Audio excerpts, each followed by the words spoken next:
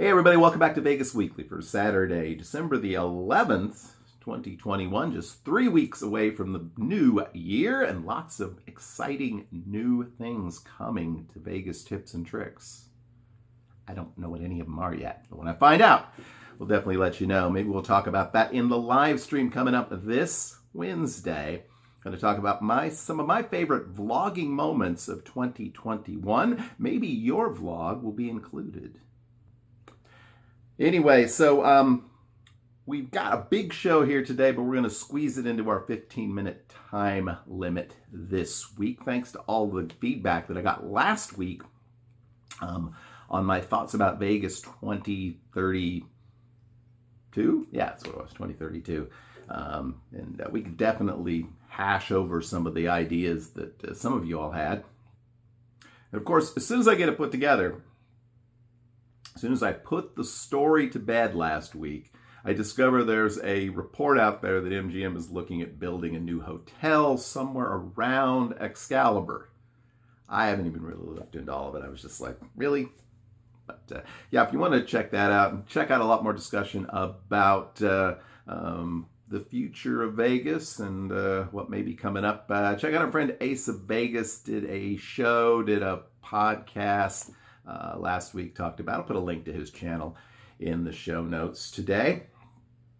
But today we are going to talk about residencies in Las Vegas. I did mention last week the announcement of Adele's 24 shows in Vegas. And as the days grow shorter, literally, until her premiere at the Coliseum, reports of outrageous ticket prices, particularly in the secondary market, persist.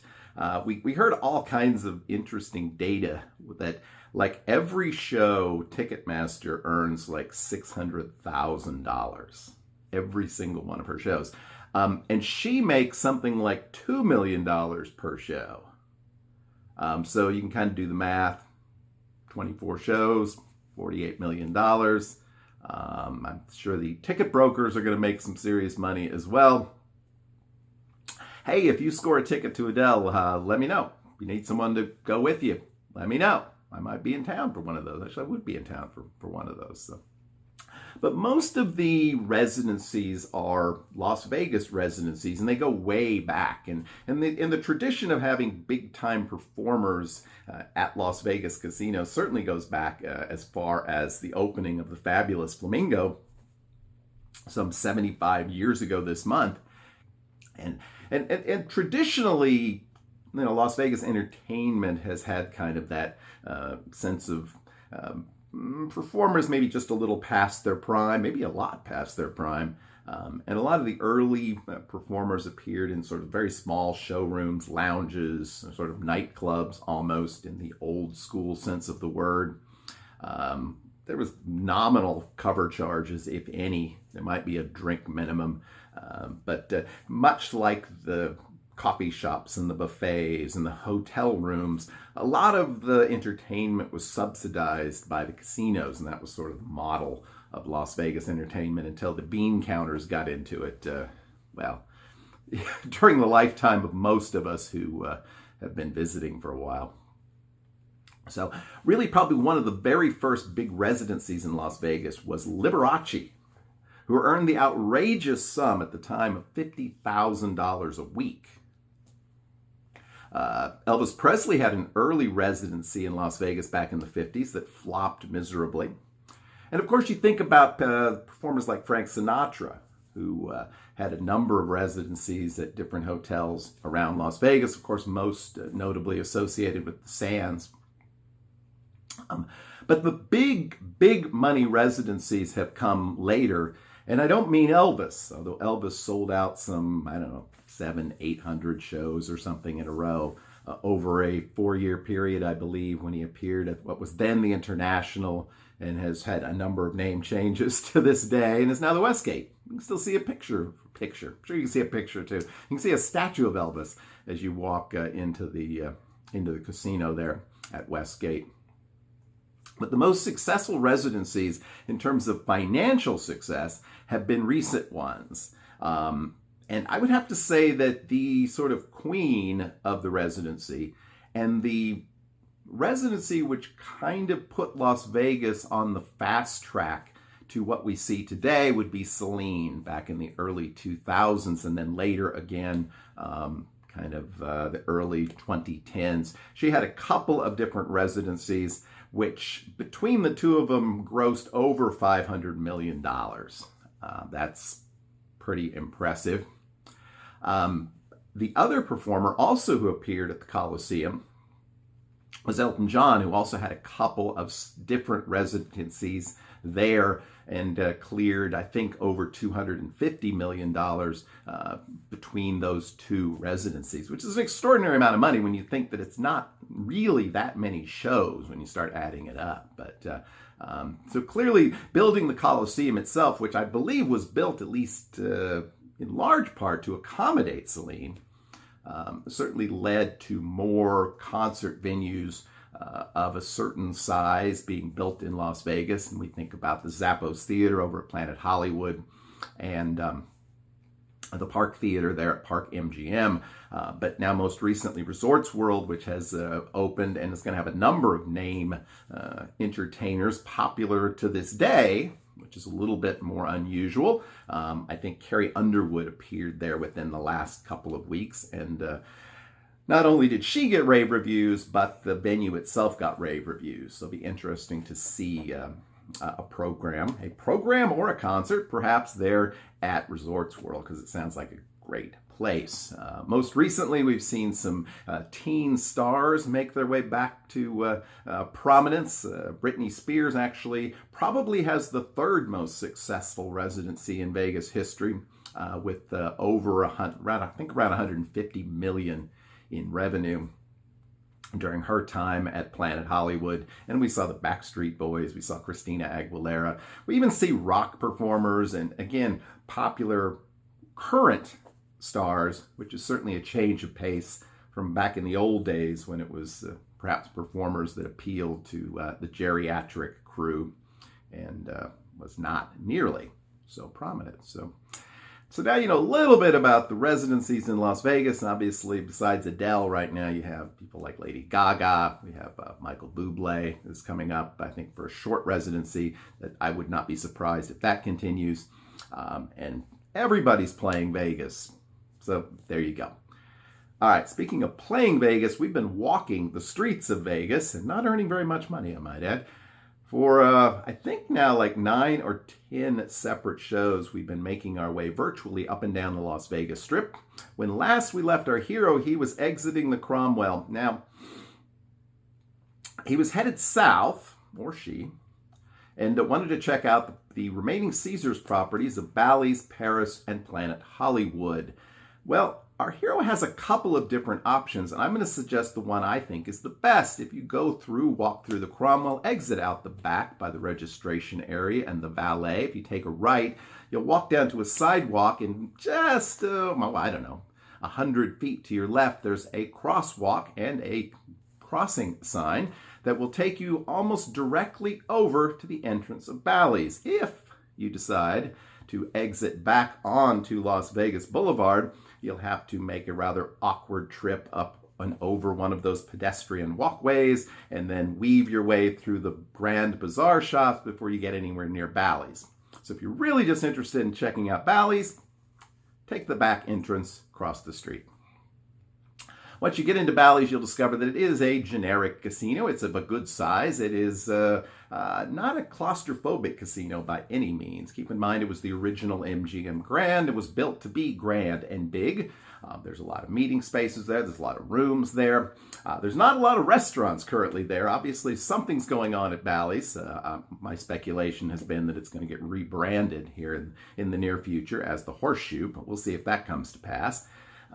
But there is a swimming pool, there's access to the monorail, there is a sports book, and there is a food court at least.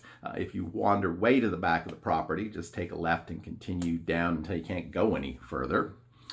Otherwise, you'll just probably just want to make a circle around and check out the casino. They have a lot of games, like a nice mix, I think, of slots and so forth, some older games as well as the latest and greatest. Speaking of the latest and greatest, at some point you will come across a walkway, which will tell you it is the entrance to Paris, Las Vegas. And unless you want to continue hanging around Bally's, this is the place you want to go. You'll wander down cobblestone streets, occasionally accosted by mimes, not so much anymore, but past a number of shops, bars, restaurants, etc., and eventually make your way into Paris, one of the very last of the themed casinos and one of the best. It's hard to miss a casino with the Eiffel Tower growing out of the middle of it. And if you want to make your way up into the Eiffel Tower, you can. It's a worthwhile thing to do at least once. Not too hard to find it. Just make your way to the giant metallic legs that stand in the middle of the casino. Otherwise, just take in the sights. Again, a good circuit around once ought to pretty much do it. Again, decent casino, some reasonably nice bars, some good places to eat. It's a perfectly good place to hang out for a while. So, and like I said, just kind of take in the faux Parisian experience.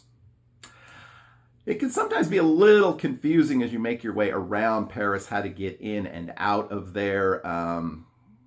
The first sort of obvious exit is probably not the best one. You'll end up in the sort of valet pickup area, that kind of thing. So you'll want to make your way all the way around to the front of the building, exit out there. You'll be once again on Las Vegas Boulevard, and from here you'll just have to cross a small access road until you reach Planet Hollywood and the fabulous Miracle Mile shops, which I understand are undergoing renovation. We'll see how that goes. Trying to make things look a little different, I guess, in the post-COVID world, if only we were in that.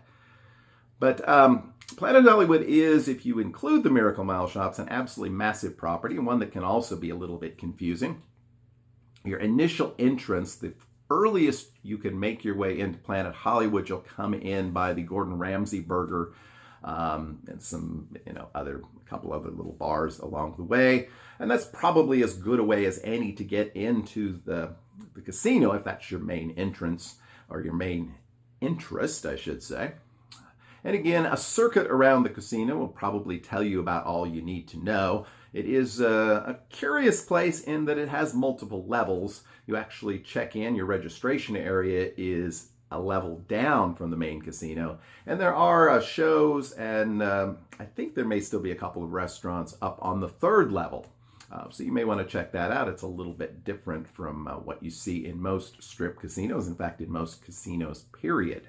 But otherwise, Planet Hollywood has lost most of its Planet Hollywoodness. I think it's a pretty nice place to hang out and play.